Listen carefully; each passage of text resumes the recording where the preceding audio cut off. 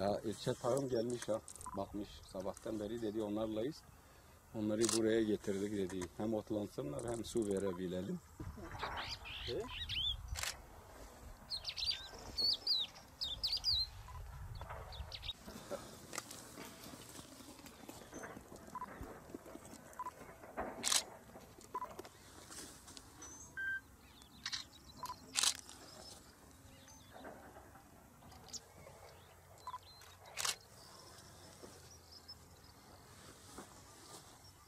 اسمها وما قلت يا بلدية باطمانة قلت فيهرنا ديار بكري عملياتي.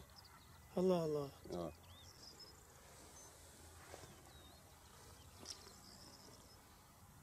Görüyorsun 3 tane mermi var vücudunda bunun. زيادة طعم القحفة دانات تبيني.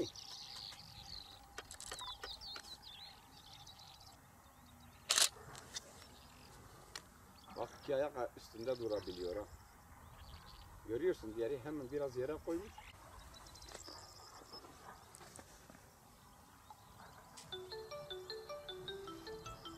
دليل تبيني